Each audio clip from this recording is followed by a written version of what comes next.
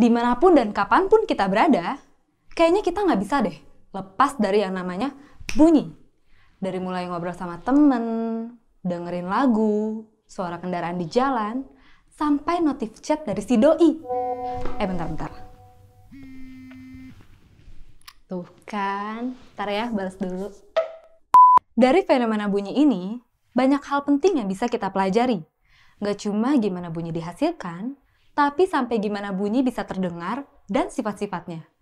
Kalau nggak ada yang mempelajari bunyi, mungkin saat ini dokter-dokter akan kesulitan mendeteksi detak jantung pasien karena nggak ada stetoskop. Atau kalian nggak bisa dengerin lagu-lagu kesukaan kalian karena nggak ada speaker atau earphone. Untungnya, para fisikawan dan insinyur mempelajari fenomena bunyi ini sampai alat-alat ini ada. Tapi nggak cuma fisikawan dan insinyur aja loh yang mempelajari bunyi. Ada juga ahli biologi yang mempelajari bunyi untuk tahu gimana sih hewan-hewan kayak gajah, kelelawar, atau bahkan hewan yang hidup dalam air kayak lumba-lumba berkomunikasi. Keren kan?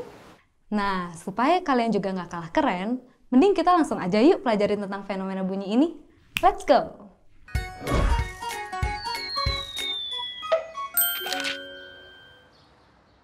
Kalau kamu atur mode HP kamu ke mode getar aja, nggak pakai nada dering nih, terus ada notif masuk ke HP kamu. Pasti selain HP kamu getar, kamu juga denger bunyi derut gitu kan? Kenapa ya tetap ada bunyi? Padahal HP-nya cuma bergetar nggak ngasilin bunyi dering. Nah, suara tadi justru dihasilin oleh getaran HP kamu. Getaran HP ini mengganggu atau menggentarkan udara di sekitarnya. Gangguan ini merambat hingga sampai di telinga kamu dan menggetarkan gendang telinga kamu. Jadinya kamu dengar bunyi. Artinya apa?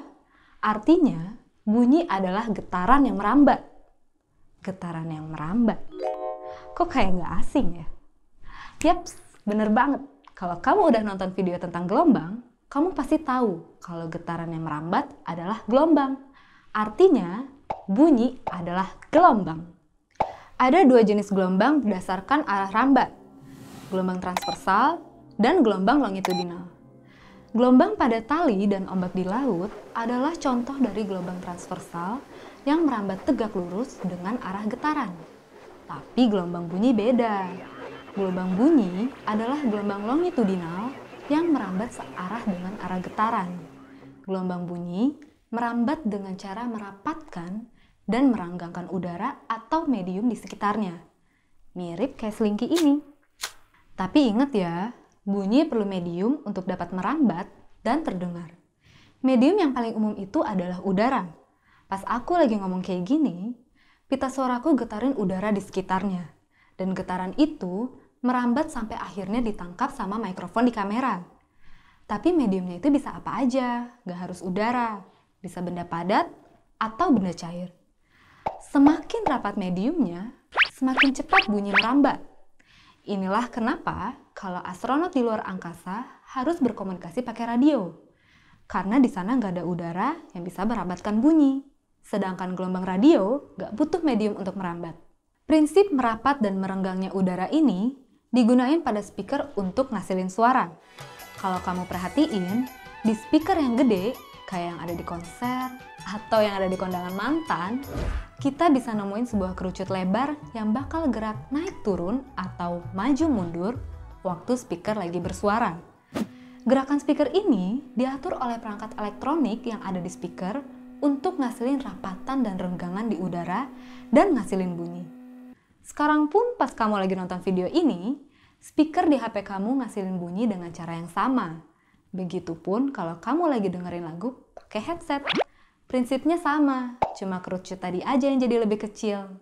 Ngomongin soal lagu nih, pasti kalian juga pernah denger yang namanya nada. Ada nada tinggi dan ada nada rendah. Tapi apa sih nada itu? Nada adalah bunyi teratur yang memiliki satu frekuensi. Tinggi rendahnya nada tergantung pada besar kecilnya frekuensi bunyi. Jadi, semakin sering udara digetarkan, semakin tinggi frekuensi gelombang bunyinya dan semakin tinggi nadanya. Pada umumnya, manusia bisa dengar bunyi dengan frekuensi di rentang 20 sampai 20.000 Hz. Rentang ini disebut audiosonik. Selain bisa dengerin bunyi pada rentang ini, kita juga bisa ngasilin bunyi di rentang ini. Contohnya ada Gita Gutawa yang bisa nyanyi di nada tinggi. Tak perlulah aku. Dan Ariel Noah yang mahir bernyanyi dengan nada rendah. Sudah, maafkan aku.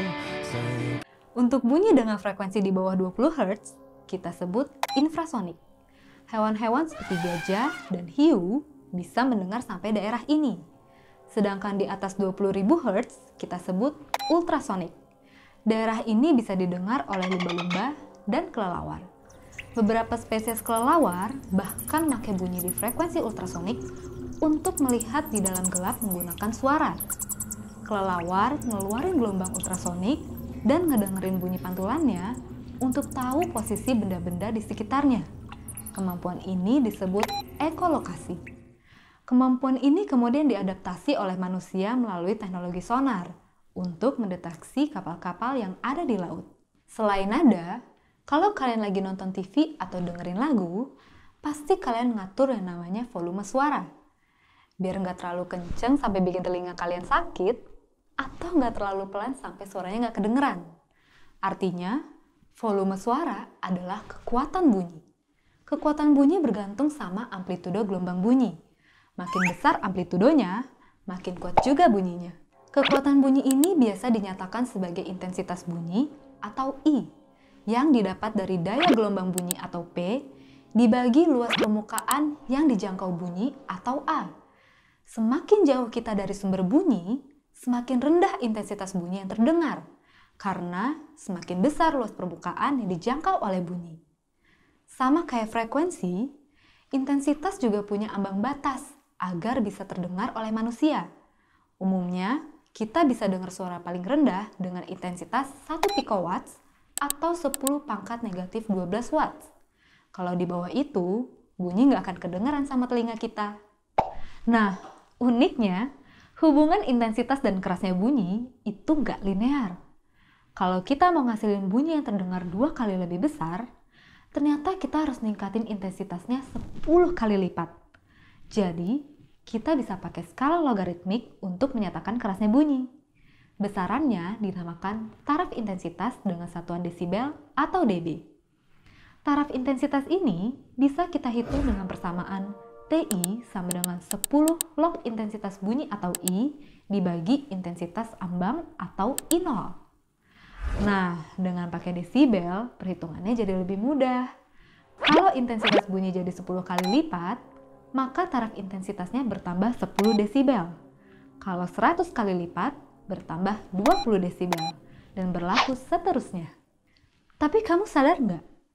Selain intensitasnya berubah, kalau sumber bunyi atau pengamat bergerak, ternyata nada bunyi atau frekuensinya juga bisa berubah loh. Misalnya, pas ada bunyi sirena ambulan atau pemadam kebakaran yang mendekat ke arah kamu, bunyi sirenanya bakal seolah-olah makin cepat dan nyaring.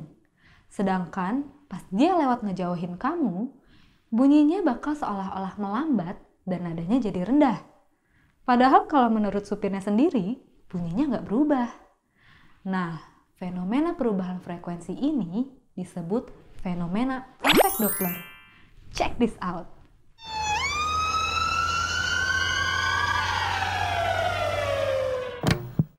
Hal ini terjadi karena ketika ambulan bergerak ke arah kamu, dia juga bergerak searah gelombang bunyi yang menuju kamu. Ambulan itu kan terus ngasilin gelombang bunyi dari sirenanya ya.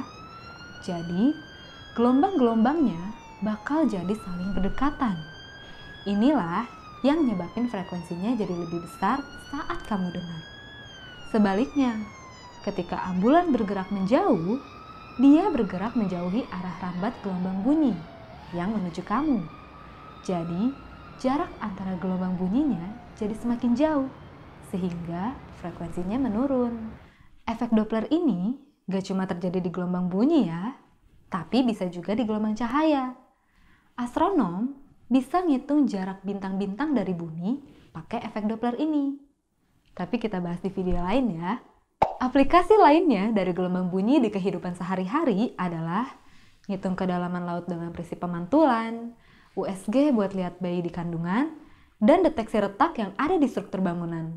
Oke teman-teman, di video ini kita udah belajar tentang apa itu bunyi dan gimana dia dihasilin. Terus kita juga udah belajar tentang nada, intensitas, dan taraf intensitas bunyi.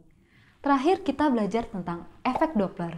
Seperti biasa, kalau kamu mau review materi tadi, kamu bisa klik timestamp di bawah video ini. Sampai jumpa di video selanjutnya ya. Bye-bye.